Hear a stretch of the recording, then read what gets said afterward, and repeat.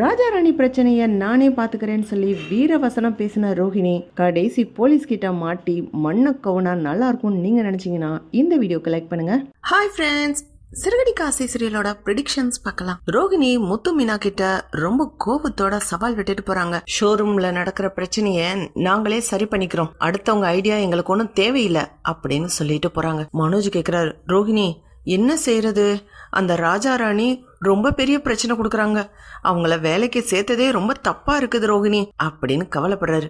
மனோஜ் எல்லாத்துக்கும் கவலைப்படாத, நான் பாத்துக்கிறேன் விடு அப்படின்னு ரோஹிணி மனோஜுக்கு தைரியம் சொல்லிடுறாங்க. ரோஹிணி ராஜாராணிக்கு கால் பண்ணி இந்த ரெஸ்டாரண்ட்டுக்கு வாங்க, உங்ககிட்ட பேசணும் அப்படின்னு கூப்பிடுறாங்க. அதுக்கு முன்னாடியே ரோஹிணி போய் யாராவது ஒரு அடியாள பாக்கணும், ரவுடி பயல்களை, இவங்க என்ன இப்படி மிரட்டி நம்மள்ட்ட ஏமாத்தி காசு வாங்குறது, நான் அந்த லாக்கர்ல இருந்து எடுத்த 3 லட்சம் தான் காரணம், இதுக்கு எல்லாத்துக்கும் காரணம் அந்த PA தினேஷ் தான். சிட்டிட்ட போய் ஹெல்ப் கேட்டா கண்டிப்பா செய்வான், ஆனா இப்பதான் நான் அவனை போலீஸ்ல மாட்டி விட்டுட்டேனே, அவன் லாக்அப்ல இருந்து வெளியில வந்தானா இல்ல உள்ள ஜெயிலே இருக்கானான்னு தெரியல, அவன் பிரச்சனையில போய் மாட்டிக்கிற கூடாது, வேற ஒரு புது ரவுடிய பாக்கலாம் அப்படின்னு ரோஹிணி ஒரு புது ரவுடிய ஏற்பாடு பண்ணி ராஜாராணிய மிரட்டுறதுக்காக வர வைக்கிறாங்க. ராஜாராணி ரெஸ்டாரண்ட்ல வந்து வெயிட் பண்ணிட்டு இருக்காங்க. அதுக்கப்புறம் ரோஹிணி வராங்க. ராஜாராணி, வாங்கக்கா, எவ்வளவு நேரம் ஆயிடுச்சு அப்படின்னு டைம பாக்குறாங்க. ஏய், என்ன ஓவரா பண்ணிக்கிட்டு இருக்கீங்க, எதுக்கு இப்படி மிரட்டி பணம் புடுங்குறீங்க, இதெல்லாம் நல்லாவா இருக்கு, கிராமத்துல இருந்து வந்தோம், தங்க இடம் இல்லன்னு சொல்லி எவ்வளவு கெஞ்சினீங்க, இப்பயே இப்படி தப்பு தப்பா வேலை செய்றீங்க அப்படின்னு ரோஹிணி குரலை உயர்த்தி கேக்குறாங்க. ராணி சொல்றாங்க, அக்கா கொஞ்சம் மெதுவா பேசுங்கக்கா. இரு நான் பேசுனா உனக்கெல்லாம் சரியா வராது ராணி, வேற ஒருத்தரை வர சொல்லிருக்கேன், அவர் வந்து பேசுவாரு அப்படின்னு சொல்லும் போது 2-3 ரவுடிங்க வந்து, ஏய் என்ன எங்க அக்காவையே மிரட்டுவீங்களா, அவங்க ஷோரூம்ல இருந்து பணம் புடுங்குறீங்களாமே அப்படின்னு கேக்குறாங்க. ராஜாவும் ராணியும் என்னமோ பயந்த மாதிரி, எனக்கா ரவுடி எல்லாம் கூட்டிட்டு வந்து மிரட்டுறீங்க, அப்புறம் எனக்கு தெரிஞ்ச அண்ணனை வர சொல்லிடுவேன் அப்படின்னு சொல்லி ராணி போன் பண்ணி ஒரு ஆளை வர வைக்குது. பார்த்தா சிட்டி வந்து நிக்கிறான். நான் ரோஹிணி மேடம், நீங்க என்ன இந்த பக்கம், என்ன புது ரவுடிய பிடிச்சிட்டீங்க போல இருக்கு.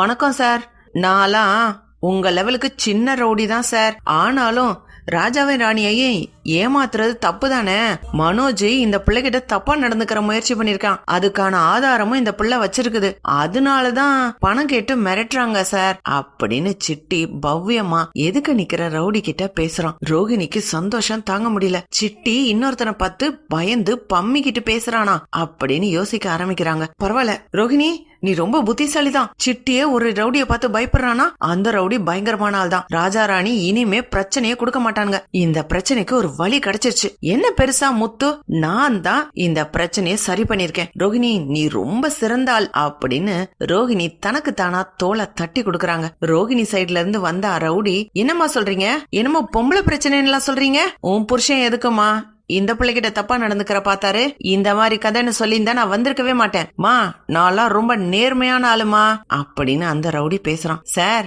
நானே டீல் பேசிக்கிறேன் சார், நீங்க கிளம்புங்க, இது வேற மாதிரி கேஸு அப்படின்னு சிட்டி சொன்ன ரோஹிணி கூட்டிட்டு வந்த ரவுடி பேசாம போயிடுறான். சிட்டி சொல்றான், இங்க பாருங்க ரோஹிணி மேடம், நீங்க என்கிட்ட உதவி கேட்டிருந்தா கொஞ்சம் காசுலயே இந்த வேலையை ஈஸியா முடிச்சிருக்கலாம், இந்த ராஜா ராணியையும் நானே மிரட்டி போங்க போதும் பாவம் ரோஹிணி அக்கா அப்படின்னு சொல்லி போக சொல்லி இருப்பேன், இப்ப நீங்க பெரிய ரவுடிய பாத்துட்டீங்க, நானே அந்த ரவுடிக்கு பயப்படுற ஆளு, நீங்க ஒண்ணு செய்யுங்க ரோஹிணி மேடம், நாம காம்ப்ரமைஸா போயிருவோம், குறைஞ்சது கொஞ்சமா ஒரு அமௌண்ட் கொடுத்துருங்க மேடம், இந்த ராஜாராணிக்கு செட்டில் பண்ணிட்டு நான் அந்த பெரிய ரவுடி சாருக்கும் கொஞ்சம் காசு கொடுக்க வேண்டியிருக்கும், அதனால அங்கேயும் கொடுத்து செட்டில் பண்ணிடுறேன், இதுல எனக்கு எந்த லாபமும் கிடையாது அப்படின்னு சிட்டி சொல்றான். என்ன சிட்டி இப்படிலாம் பேசுற, மேடம் வேற வழியே கிடையாது, இந்த ராணி போய் போலீஸ்ல கம்ப்ளைண்ட் கொடுத்துச்சுன்னு வைங்க, உங்களையும் சரி மனோஜையும் சரி தூக்கி உள்ள வச்சிருவாங்க, உங்க ஷோரூம்க்கு சீல் வச்சிருவாங்க மேடம் அப்படின்னு சிட்டி மிரட்ட ஆரம்பிக்கிறான். சரி எவ்வளவு கொடுக்கணும், 5 லட்சம் ரூபா கொடுத்துருங்க மேடம், நான் ராணிக்கும் செட்டில் பண்ணிட்டு அந்த ரவுடி சாருக்கும் செட்டில் பண்ணணும்ல அப்படின்னு சிட்டி கேக்குறான். என்னது சிட்டி 5 லட்சமா, அதெல்லாம் என்னால கொடுக்க முடியாது சிட்டி, என்கிட்ட அவ்வளவு பணம் கிடையாது, இந்த மொத்த பிரச்சனைக்கு காரணமே நீதான் சிட்டி, தினேஷ மிரட்டி வை அப்படின்னு சொல்லி ஒரு உதவி கேட்டேன், அவனை அடிச்சு காயப்படுத்தி ஆஸ்பத்திரிக்கு அனுப்புறேன்னு சொன்னேன், கடைசி அவன் வந்து நின்னு பணம் வேணும்னு கேட்டான், அவனுக்காக பணத்தை எடுக்க போய் இன்னைக்கு நான் இந்த ராஜாராணி கிட்ட மாட்டிக்கிட்டு கஷ்டப்பட்டுக்கிட்டு இருக்கேன். என் ஷோரூமே போகிற அளவுக்கு இருக்கு. ஒவ்வொரு பொருளா வந்து வந்து எடுத்துட்டு போறாங்க. இதுல இருந்து காப்பாத்துறதுக்கு ஆள் வேணும்னு கேட்டா நீ என்ன 5 லட்சம் ரூபாய் கேக்குற அப்படின்னு சொல்லி ரோஹிணி பதறாங்க. மேடம், கம்மி காசு தான். நீங்க பண்ணுன வேலைக்கெல்லாம் நான் காசு கேட்டிருந்தா எம்புட்டு அதிகமா இருந்திருக்கும். பரவாயில்ல, ராஜாராணிய நான் பாத்துக்கிறேன். அவங்களுக்கு செட்டில்மெண்ட் பண்ணிடலாம். இனிமே அந்த வீடியோ எல்லாம் காமிக்க மாட்டாங்க. அந்த வீடியோவையும் வாங்கி உங்ககிட்ட கொடுத்துறேன். 5 லட்சம் ரூபாய் ஏற்பாடு பண்ணிட்டு கூப்பிடுங்க மேடம். என்ன அப்படியே அம்போன்னு ஜெயில விட்டுட்டு வந்துட்டீங்கல்ல, வந்து ஜாமீன்ல எடுப்போம், ஒரு வக்கீல அரேஞ்ச் பண்ணுவோம். சரி, வந்து சிட்டி சாரின்னு சொல்லுவோம். எதுவும் செய்யலையே, அப்புறம் என்ன ஃப்ரெண்ட்ஷிப்பு, பாக்கலாம் மேடம் அப்படின்னு சிட்டி கிளம்புறான். ரோஹிணி, ஐயோ வேற வழியே கிடையாது. இனிமே மறுபடியும் நான் முத்துக்கிட்ட போய் கெஞ்சணுமா?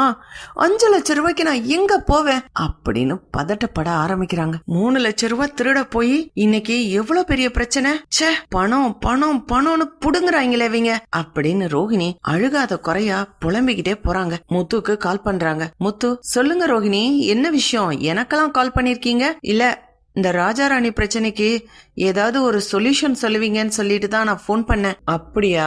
உங்களுக்கு தான் என் உதவி தேவைப்படாதே ரோஹிணி அப்படின்னு முத்து நக்கல் அடிக்கிறாரு. ப்ளீஸ் முத்து, ஏதாவது செஞ்சு இந்த பிரச்சனையில இருந்து எங்களை ரிலீஃப் பண்ணுங்க. மனோஜ் உங்க அண்ணன் தானே, பாவம், அவன் ரொம்ப கஷ்டப்படுறான். அதுவும் போக ஷோரூம்ல இருந்து ஒவ்வொரு பொருளா எடுத்துட்டு போறாங்க. இது உங்க அப்பாவோட கடன்லாம் சொல்லி பேசுவீங்க.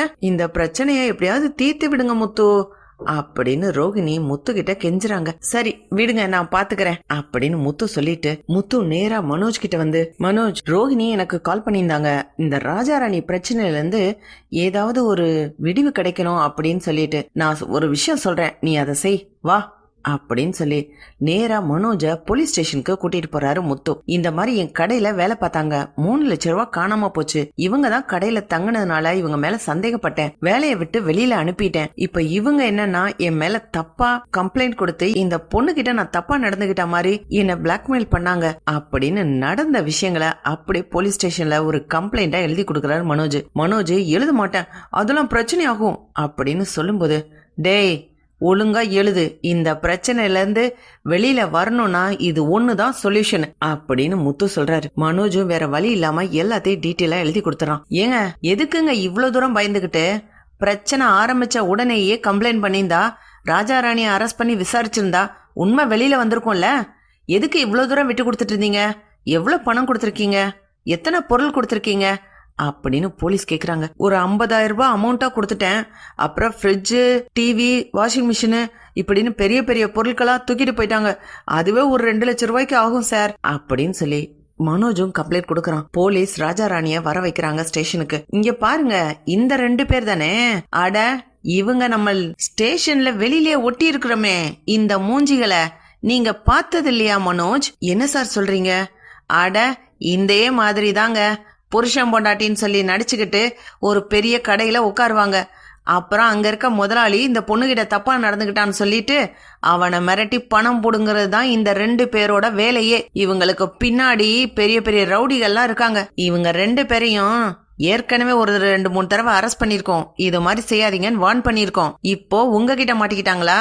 எங்க தேடி கண்டுபிடிச்சு பிடிக்கிறதே பெரிய வேலையா போச்சே அப்படின்னு போலீஸ் சொல்றாங்க. போலீஸ பார்த்த உடனே ராஜாராணி நடுங்க ஆரம்பிக்கிறாங்க. மனோஜ் சார், வேணாம் சார், நீங்க கொடுத்த பொருள்லாம் கூட நாங்க திருப்பி கொடுத்துறோம். என் மேல கொடுத்த கம்ப்ளைண்ட் மட்டும் வாபஸ் வாங்கிருங்க அப்படின்னு ராஜாவும் ராணியும் கெஞ்சுறாங்க. முத்து சொல்றாங்க, இப்ப வா வலிக்கு. ஓ, என்ன திமுறா பேசுன? மனோஜ் ஏதோ தப்பா நடந்துகிட்டான்னு சொல்லி வீடியோ ஆதாரம் இருக்குன்னு சொன்ன, அந்த வீடியோ ஆதாரத்தை எடு பாக்கலாம் அப்படின்னு சொல்லி முத்து போலீஸ் ஸ்டேஷன்லயே வச்சு ராஜாராணி கிட்ட விசாரிக்கிறாங்க. போலீஸும் ராஜாராணியா அடிச்சு கேட்கும்போது, அப்படி எந்த ஆதாரமும் எங்கள்கிட்ட இல்லங்க சார், சும்மா மிரட்டி பணம் வாங்கலான்னு தான் நினைச்சோம். அப்புறம் ஒரு விஷயம் சார், இவங்க ஷோரூம்ல 3 லட்சம் ரூபாய் காணாம போச்சுன்னு சொல்லி அந்த திருட்டு பழிய எங்க மேல போட்டாரு. ஆனா பணத்தை திருடுனது இவரோட வைஃப் தான், அந்த ரோஹிணி மேடம் தான் திருடுனாங்க. அதுக்கான வீடியோ ஆதாரம் என்கிட்ட இருக்குது சார் அப்படின்னு அந்த ராணின்ற பொண்ணு போலீஸ் கிட்ட அந்த ஆதாரத்தை காட்டுது. மனோஜும் முத்துவும் அந்த வீடியோவை பார்த்துட்டு, பாத்தியாடா பார்லர் அம்மா திருட்டுத்தனத்தை பண்ணிட்டு பாரு, உன்னை எப்படி சுத்தல்ல விட்டு ஆட்டம் காமிச்சிருக்குன்னு, கூடவே இருந்துச்சு. பணத்தை நான் தான் எடுத்தேன் மனோஜ்னு சொல்லியிருந்தா இவ்வளவு பெரிய பிரச்சனை வந்திருக்குமாடா? உன் பொண்டாட்டி உன்னை ஏமாத்துதுரா அப்படின்னு முத்து சொல்றாங்க. ரோஹிணிய ஸ்டேஷனுக்கு வர வச்சு எதுக்குமா சொந்த கடையில பணத்தை திருடிட்டு அடுத்தவங்க மேல பழி போட்டீங்க அப்படின்னு சொல்லி ரோஹிணிய லாக்அப்குள்ள தள்ளி ஸ்டேஷன்ல இருக்க வைக்கிறாங்க. ராஜாராணியையும் அரெஸ்ட் பண்ணிடுறாங்க. விஜயா கோவத்தோட வந்து, ஏய் எங்க கடையிலேயே பணத்தை திருடுவியா? மனோஜுக்கு பிரச்சனையா தான் நீ வந்திருக்கிற. என்னமோ மனோஜ லவ் பண்றேன், அவ்வளோ அன்பா இருக்கிறேன், காதலிக்கிறேன், என்னென்னமோ சொன்ன, எல்லாம் பொய் தானே.